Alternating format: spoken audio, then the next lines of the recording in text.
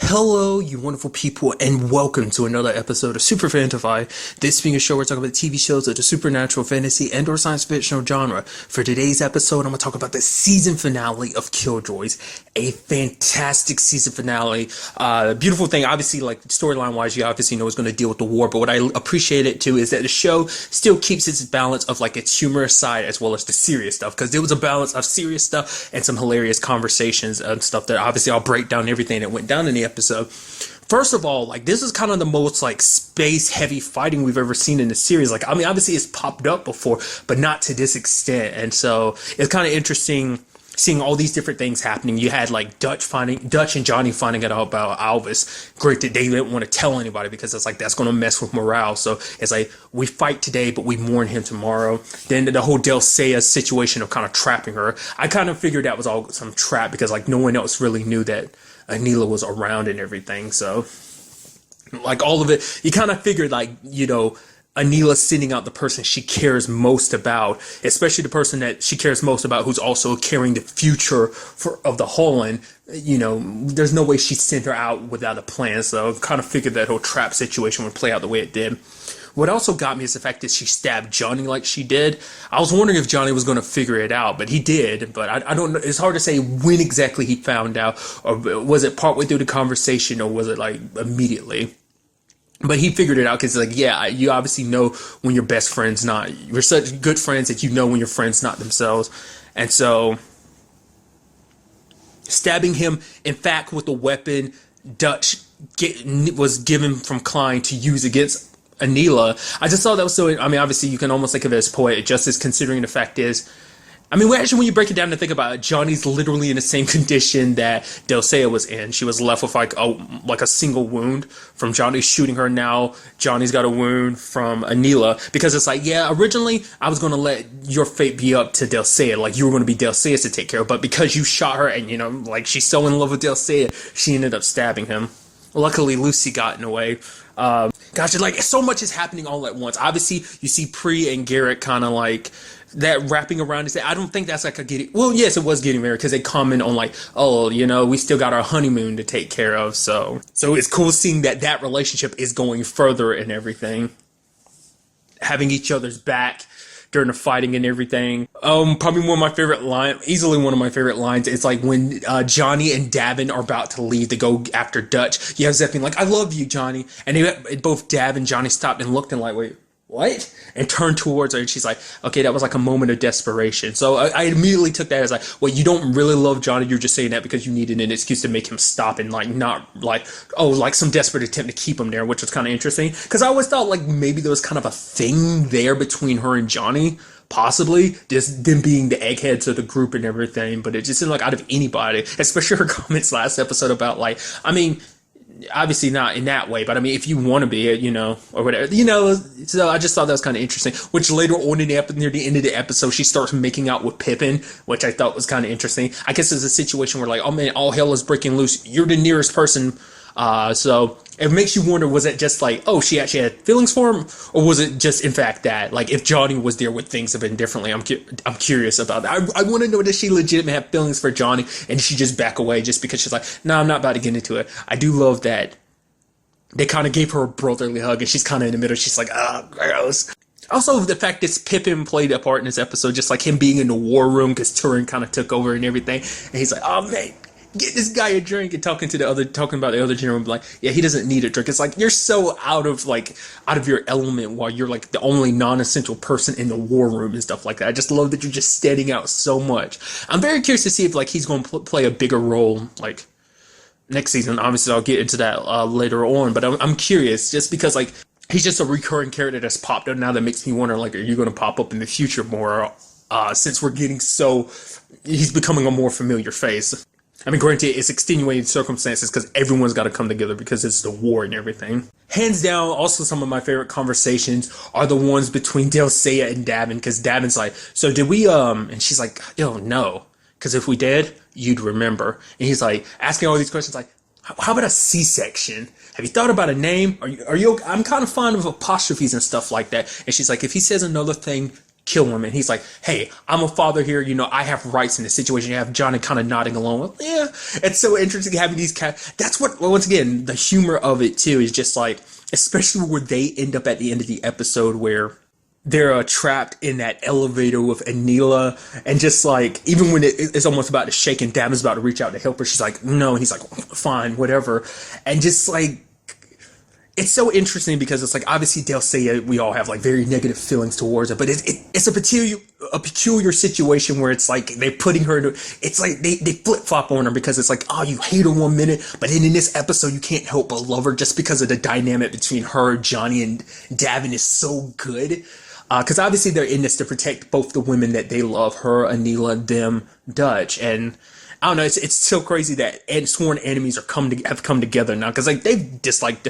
I mean, granted, like they've never really liked Delle Seyah, but especially Johnny really hated her after she killed Potter. So, but it's like they are technically family now because she is carrying Davin's baby and the whole thing. So it's like, it's a complicated situation, and to see them end up where they are at the end of the episode, I love that when they were like disconnecting the elevator, which Johnny was like, yeah, I'm gonna need you to like cut off the shaft, and he was just like, ooh, I wish I hadn't phrased it like that. But when it was doing like that, she grabbed her on both of their hands, and they look at her, and she's just like, shut up, I'm just doing this for, you know. Then, and also the whole like Davin and her continuing, him being like, how do you feel about the name Michelle? Have you really thought about it? I'm kind of finding the name Michelle and stuff like that. It's just like, I love that they're stuck together. Enemies now forced to kind of be allies, at least for now. I am curious to see how long that will last going forward in the future. So, so much other good stuff. Sadly, it seems like most of the cleansed were wiped out when the ships were kind of left defenseless, because that whole plan was pretty cool. Like, that Johnny had come up with, you know, basically knocking off their systems off course and everything. Turin waited to the last possible moment to make it sure that all the first wave kind of got caught up in it and everything.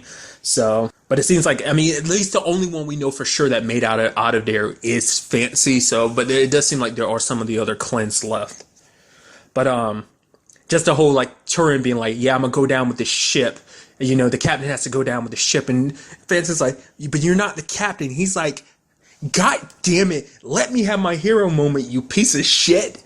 It's like, you know, he's like, you know, I still got the smell of new asshole, and you want the Fancy to be like, wait, what? Obviously it makes sense and everything, the context between them, and then later on when Fancy saves him later on, he's like, yep, still got that new asshole smell. I felt so bad for him when he was like, when he had that weapon. I forgot what it's called again. That genetic weapon that when you get so much genetic DNA, it works like a bomb and wipes everyone out. Tries to use that, click, click. It's like not working. He's like, well, shit. It kind of gets knocked out. I was like, he was that close to getting Holland, which would have almost been super ironic considering the fact is he gave Fancy so much shit about being Holland and everything. Also, kind of along the same lines, let's talk about Gander too. You almost feel a little bad for the dude because it seems like all his free will was kind of stripped away. It seems like he's kind of going back to grunt level in a sense of like, Delle Seyah is kind of like bossing him around, but he's not really giving up. Like, he's not his like resistant self as usual. Like, I can only assume, like, because only like certain Holland got to keep their personalities and everything, and because of what he did, you know, to Delle Seyah and everything, his punishment was basically to go back to being kind of a nobody Holland. So, I mean, granted, he's dead now too because of Fancy, so no possibilities of seeing him in the future. I guess, I mean, it's kind of sad to, once again, like, he is a grunt and he was working underneath under Delle Seyah, so it's kind of like, even in the end, there was like one last middle finger to his face. You know, he was kind of like acting all high and mighty. It's like, oh, you think Anila's really in control? It's like, well, you're sure as hell not in control anymore. So kind of feel a little bad for him in that sense. I mean, it's kind of a douchebag still, but once again, like I said, it's so interesting what they did to Delle Seyah in this situation. I mean, this season, they did, like, you got to see a very different side of her. She still obviously played her manipulative, like, power-hungry side, but now you see, like, her in love and everything, and like I said, the whole her and the Jacoby situation, I don't know, it's so interesting seeing a different side of her. They want to make you feel a little sympathetic. I mean, it's not like the Jacobys, like, even if Johnny wanted to, he can't do anything to her while she has Davin's baby. Even though it's around other circumstances, that's still his nephew in there. nephew or niece, because that was another conversation too. Like, do you know? Oh, do you even want to know the sex of the baby? Even she was like, yeah, I don't want to know, or something like that. So, but now it begs the question: even when the baby comes out, how is Johnny going to feel about this whole situation? Would he be okay with it? Would he still want to kill Anila after everything? I mean, not Anila.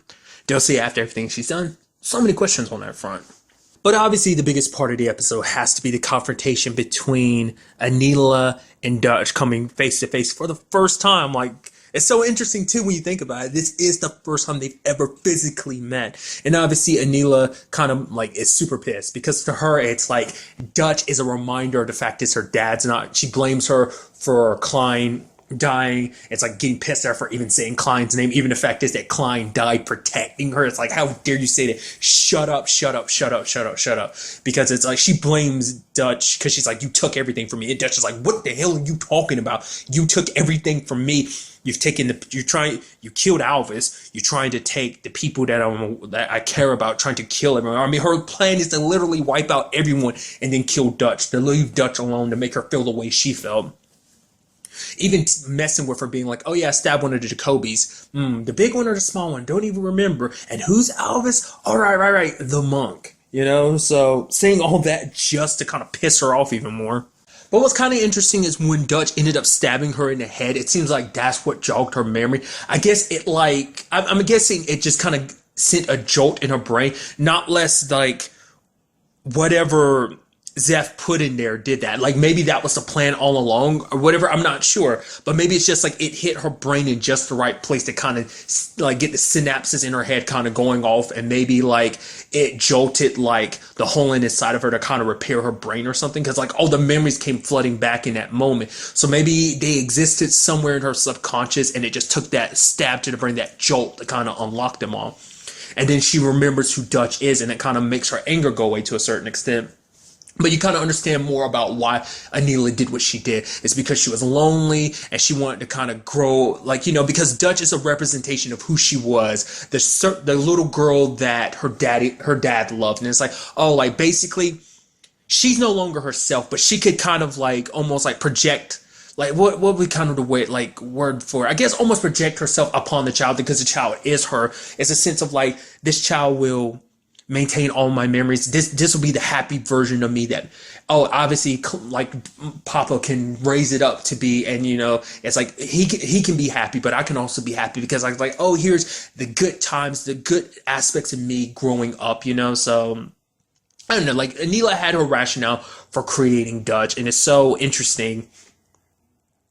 I mean, it's also interesting when you break it down, like Dutch's, like, I kind of felt like that, like, was going to be Dutch's main motivation. Like, for her, it's like, she has to prove her own existence because she doesn't technically exist. She's just a shadow of Anila. And for her, she's like, I've lived in the shadow of the, like, secrets of you and Klein. And she's like, I'm doing all this. I'm going to prove that I exist, like, burn it in everyone's memory that I was, you know, even when I'm gone, people remember, they'll prove that she existed, you know. So, but for Anila, like, all this, like, trying to, like, creating Dutch made her inadvertently hate her dad, mainly because it's like he loved Dutch more than he loved her, because Dutch represented all the good aspects of Anila that died a long time ago, like the Anila not tied down by their hole and all that darkness inside of her. Like, this is a new chance, you know. And once again, it seems like everything that Klein did was in fact for the purpose of like training her to be kind of cold-hearted to an extent. It seems like all that was for the purpose of training her, because he needed her to be hardened, he needed her to become almost like Anila to a certain extent, I guess, to eventually, you know, ultimately come down to the fact is Anila and her working together to kill the lady, which is so interesting because the weapon he had prepared wasn't just meant for Anila, it was meant for both of them, because he opened it like when they went inside of the green, which Anila refers to as the green zone. It's a place that exists between all the different memories that are gathered within the green, which is kind of interesting. But like he pulled across that part of that spiked weapon and it's two blades, because his intention was always for Anila and the Dutch to come together. So, you know, it's like he needed to keep Dutch away from her long enough. I think in a sense, he wanted them to grow up very differently so that they could ultimately, events will put, like, I think that's ultimately why he left them in the hands of the Jacobys. Obviously, like, he left Dutch in their hands specifically because he knew Davin would be kind of the ultimate weapon to keep her safe, kind of the ultimate guard dog. But also, I think it was also to kind of put her in a position to be who she is, to not. I don't know. It seems almost like maybe on some level Klein wanted her to end up not like him, to almost become the opposite of him. So that's why on some level he wanted her to be with the Jacobys. I don't know. It's so interesting. It's hard to really say where Klein's mind really was at the time. Like, you see his mom became more and more like that as time went on, but who's to say was it always like that from the beginning? Like, he had, like, it makes you wonder what his motivations were at the beginning. Like, when he was training Dutch to be an assassin, was it all for the purpose of making her into a killer so she could eventually take on the lady and stop all of this? But the thing, even that far ahead, that he wanted Anila and Dutch to kind of work together as one. So that's just kind of interesting to me, that was kind of the plan from the beginning, even to the extent of, like, being there with them inside of the green. Did he, like, was that the plan? Was there always supposed to be a fraction of himself hidden away in the green, that when the time came, when the both of them came together, that it would kind of activate, and it's like, okay, let's give the lady hell? Because there's a whole other aspect to this I never even thought about. It never correlated in my head. The fact is that this whole lady situation, Dutch being born, being created, opened a pathway for the lady, because now that the lady's seen, it's because by removing Anila's memories of the whole event, it makes it so that she can't remember their connection, can't remember that she created Dutch, which if that memory, if that knowledge was ever brought into the green, which it has been, because Dutch grabbed her hand and made her stick her hand in the green. So now it's like the lady knows that it's possible for her to kind of create her own body, like pull her body from her memories, because she's very old. She's older than Anila. Whether she's exactly a Holland herself, or whether like maybe like her body decomposed inside of like the green, like how exactly did she get trapped there in the first place? Is the question, is like, where did she originally come from? Is she mother of all Holland, or the Holland just a byproduct of her? Like, did her body become what is now the green? But then how would you explain all the different green spots all over the place? Were the Holland always there, but when she went into them, her consciousness fused with them, and so she's connected with all Holland all across the place? You know, stuff like that makes you wonder. I mean, there's so many questions still left to be answered in this whole situation, but just overall a fantastic season finale, ending things off on a big cliffhanger with, like, you know, like I said, enemies and enemies coming together, becoming allies on different fronts. Anila and Dutch, and obviously Delsea and the Jacobys. So I'm very interested to see where this will go next. At the time of recording this, I don't know if the show is getting renewed for a fourth season. It needs to be. It seems like this might be setting up like a final season, possibly. It could be, but I mean, you never know with these certain things, because it seems like obviously the lady's going to be the main antagonist. But I'll be so interested to see what they do with a fourth season, with everything kind of being in the way it is. I mean, Delsea got most of the Holland to kind of back down because she kind of commands him, but the ones not under Anila's control are under the lady's control, so she can wipe them out if necessary. And there's no telling like where the casualties are on the human side of things. So I'm very interested to see how this all goes down. I'm curious to see what kind of role Davin will play in it too, because of his connection to the green, his like him being kind of like the anti-green. Makes you wonder, like, will this lead to a situation of the lady taking an interest in him because of him being such an anomaly? I mean, the same thing for Anila, and Dutch is an anomaly too. So, I mean, obviously Dutch is an anomaly to be like, hey, I can do what she did. So it seems like if they did a fourth season, that definitely will be the case of like her returning to the world. And it's like, if she returns to the world, what does that mean for Anila? Because Anila is afraid of her and wants her dead too, because it's like, it seems like probably like Anila has her own goals and ambitions. Like, what those really are, we don't know, because Anila is kind of like a child, you know, with immense power under her belt. Not really sure which way she's going to aim it, but it definitely seems like she has a problem with the lady, because I guess she blames the lady for everything that's transpired, maybe losing Klein. The lady threatens everything that she has, all that she has left at the very least. So, like I said, so many questions, so many different possibilities a fourth season could take. So like I said, I hope that it is getting renewed for a fourth season. Once again, like I said, this seems like some in-game stuff. So also a side note too is, whatever happened to the Nine? We haven't seen them since the episode where like Dutch and Team Awesome got them under their belts? Like, did they?